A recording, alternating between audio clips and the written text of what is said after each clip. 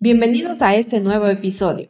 Hoy tendremos el honor de contar con la participación del ingeniero Juan Borja, decano de la Facultad de Ciencias Agrícolas de la Universidad Central del Ecuador. Él nos hablará sobre la importancia de la soberanía alimentaria y la agroecología como pilares para una producción agrícola sostenible y justa. Agradecemos especialmente a la Generalitat Valenciana, a la Fundación de Religiosos para la Salud y a la Fundación Atacim, quienes hacen posible este espacio. Buenas tardes con todos. Me encuentro acompañado del decano de la Facultad de Ciencias Agrícolas de la Universidad Central del Ecuador, Juan Borja. Él, este día, nos va a ayudar con su experticia sobre la agroecología y la soberanía alimentaria. Buenas tardes, estimado ingeniero. Buenas tardes. Este es un tema muy importante porque unifica la soberanía alimentaria con la agroecología. El tema de soberanía alimentaria surge a raíz de la línea de los campesinos que buscaban tener un espacio a nivel mundial para que su gran labor, que es la de producir los alimentos básicos, sea reconocida internacionalmente. Generalmente la gente confunde entre lo que es soberanía alimentaria y seguridad alimentaria. Palabras que suenan igual, pero no son lo mismo. Seguridad alimentaria, yo como país trato de garantizar los alimentos que sean nutritivos, inocuos, pero no importa de dónde vienen los alimentos. ¿Qué quiere decir esto? Que yo puedo importar alimentos. Está bien, no es nada mal. Pero la soberanía alimentaria es un término más profundo. Soberanía, ¿qué quiere decir? Tratar de importar menos. Y lo que se busca es que en el propio país se garantice la producción de la alimentación de la población. También inocuos, nutritivos y de acuerdo inclusive a las costumbres y a la cultura. Entonces, para mí los guardianes de la soberanía alimentaria son los agricultores campesinos pequeños y medianos. Porque si usted analiza el contexto de producción agrícola, el casi 70% de la leche, que es fuente de proteína, lo producen los pequeños y medianos productores lecheros. Si hablamos acá en la Sierra de la Papa, también el 60-70% están en manos de los pequeños y medianos productores paperos. Y así podemos seguir hablando. Bueno, vamos a la costa y tenemos el arroz.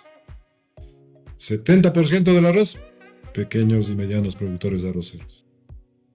Inclusive los productos de exportación, que son los postres, que ya no serían para mí soberanía alimentaria, sino que estarían relacionadas con la producción de postres que abastecen otros mercados del mundo. Estos productos son generados por la agricultura familiar campesina, pequeña y mediana. Entonces, para mí, los guardianes de la soberanía alimentaria son los agricultores pequeños y medianos, y debería haber una especial atención del Ministerio de Agricultura a través de las políticas para fomentar su producción, a través de créditos, de asistencia técnica, etcétera, etcétera, etcétera. Pero luego tenemos el otro término, agroecología. Bueno, la Revolución Verde por los años 50 fue un hecho histórico para la agricultura, porque a través de la mecanización agrícola, el motor en el campo, que es el tractor, las semillas híbridas, es decir, el mejoramiento genético, el avance del mejoramiento de la genética, de la fitotecnia, y más la utilización de los químicos, agroquímicos, tanto fertilizantes para nutrir a las plantas, como de los plaguicidas, hubo una elevación de la productividad del trabajo humano en relación a la producción de los alimentos y materias primas que vienen del campo. Pero posteriormente fueron llegando los efectos del abuso de los agroquímicos, ¿no? Entonces, ¿qué? Contaminación de los ríos, contaminación del ambiente, del suelo, residualidad. eh, en el caso de las personas que trabajan en el campo, de algunas empresas que inclusive son empresas que trabajan bajo cultivo en invernaderos y se aplica plaguicidas, los efectos tóxicos que generan, ¿no? Efectos teratogénicos, carcinogénicos, mutagénicos, muchos de ellos ya comprobados. Es por eso que una gran cantidad de esos plaguicidas de franja roja ya inclusive han sido prohibidos en el mercado. Entonces, como es lógico, debía haber una alternativa. Y la alternativa es buscar una agricultura que sea mucho más amigable con el medio ambiente y con la salud humana, porque eso me olvidaba hace un momento, el gran impacto sobre la salud humana, ¿no es cierto?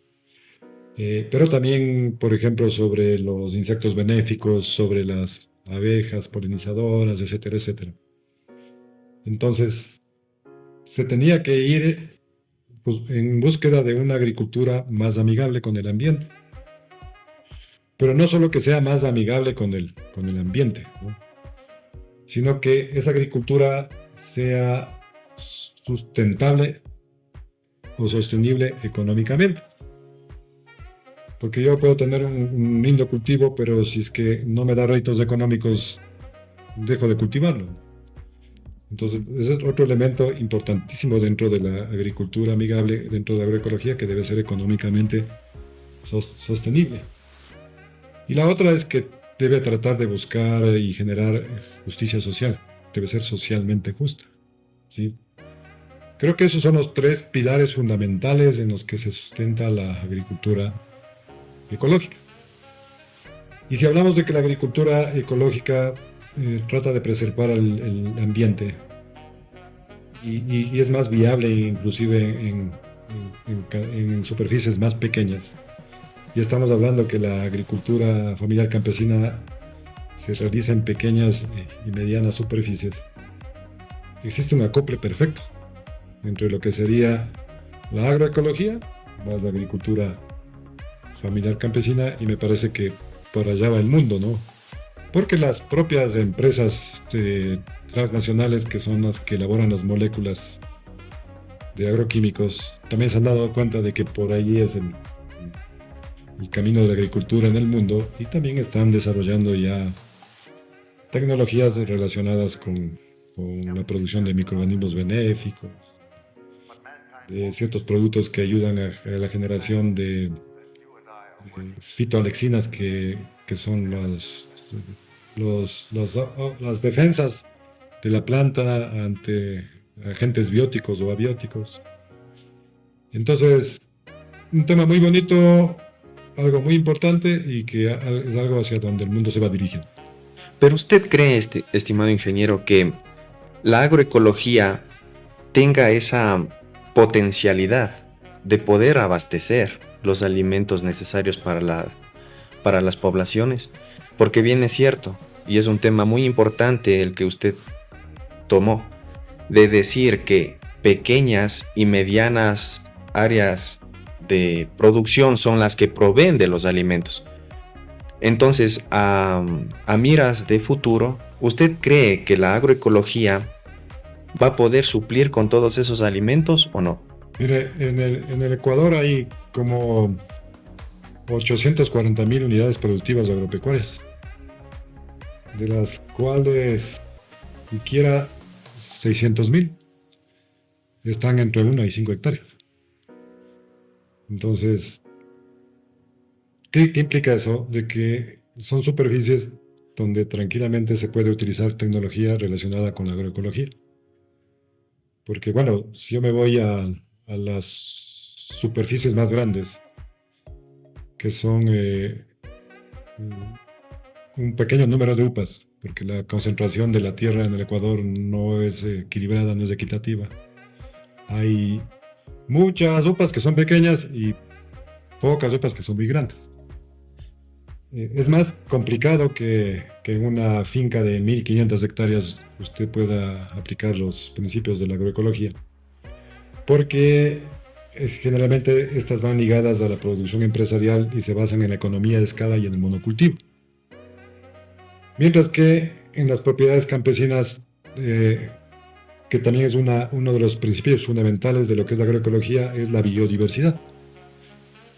Entonces, ya de por sí la agricultura campesina ya practica lo que es la biodiversidad. Entonces, ¿qué es lo que tiene el pequeño campesino que tiene 3 hectáreas, ¿no? Tiene su vaca lechera, tiene ahí sus pastos pequeños solo para la vaca lechera, pero por ahí tiene también el maíz, y por ahí tiene el frijol que enreda en el maíz, y por aquí tiene las gallinas de libre pastoreo, y por aquí tiene también la papa. Entonces, y lo primero que se preocupa es para abastecer a su familia, y el excedente es lo que hace que envíe al mercado. Entonces, esa racionalidad campesina que muchas veces no es comprendida desde el lado de la agricultura industrial, es la que le permite la supervivencia. Y con eso lo que hace el campesino es primero proteger la alimentación de su familia, pero también al tener una producción diversa puede sortear los fenómenos del mercado cuando bajan los precios. Porque bueno, si el precio de la papa está malo y si tiene maíz, se compensa con la producción de maíz. Cosa que no tiene la gran empresa que practica agricultura a escala. Entonces la gran empresa que practica agricultura a gran escala es más difícil que haga agroecología. Porque tendrá que deberá tener, por ejemplo, la ley, una gran maquinaria agrícola que pueda trabajar las extensiones grandes. Deberá tener una gran cantidad de aplicación de insumos, de fertilizantes y de plaguicidas, porque a través del monocultivo las plagas se especializan y es más difícil controlar las plagas. Y necesariamente tendrá que utilizar semillas a lo mejor genéticamente modificadas o híbridas, aunque en el país está prohibido los transgénicos, porque eso le va a dar una mayor productividad en base al paquete de la Revolución Verde. Mientras que el agricultor familiar campesino inclusive puede utilizar las semillas de variedad, que las puede guardar y luego continuar en la cosecha, porque también esa es una garantía de la soberanía alimentaria. Si el agricultor tiene su propia semilla, reproduce su propia semilla, lo que no puede hacer con las semillas híbridas y con las semillas transgénicas, está garantizando de que la semilla depende de él. Pero si él compra semillas híbridas y compra semillas transgénicas en otros países donde es permitido, ya él no tiene el poder sobre la reproducción de las plantas. Y eso también es soberanía alimentaria y eso también es agroecología. Muy interesante este tema. Entonces, creemos que la agroecología en conjunto sí pudiese abastecer inclusive mercados internacionales. Claro, sí puede abastecer, es que es lógico. Lo que pasa es que también la tecnología hay que darla al campesino, porque imagínense, en los años 50 llegó la revolución verde, estamos ya como en 70 años, donde las empresas transnacionales, las que producen los insumos de la revolución verde, están metidas en el campo haciendo extensión, haciendo transferencia de tecnología.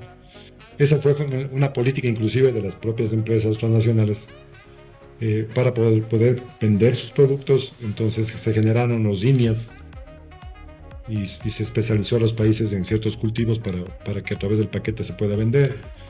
Por ejemplo, en el Asia se especializaron en el arroz. Y los institutos de investigaciones del Asia se dedicaron a mejorar el arroz, pero con el paquete de la tecnología y con el monocultivo. Y si nosotros hablamos aquí de Latinoamérica, por ejemplo, si hablamos nosotros de la sierra, es la papa, ¿no es cierto? Pero ligada al paquete tecnológico de la Revolución Verde. Entonces, este es un proceso de transición porque se requiere que la propia académica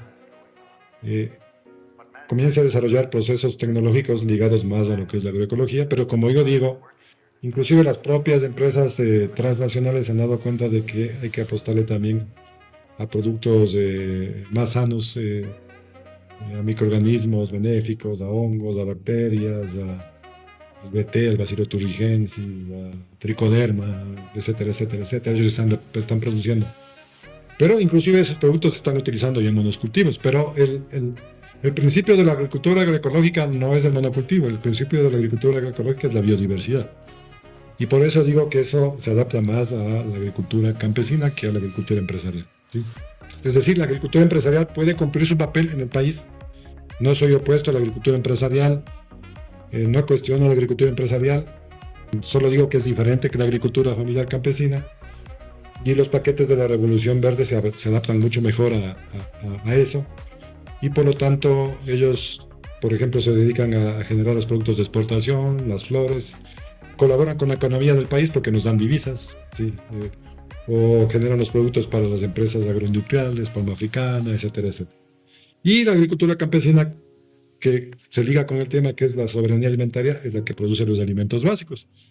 Entonces, sí necesita un mayor apoyo desde las políticas del Estado, porque generalmente las políticas del Estado, los propios créditos, van dirigidos a la empresarial y no a la campesina.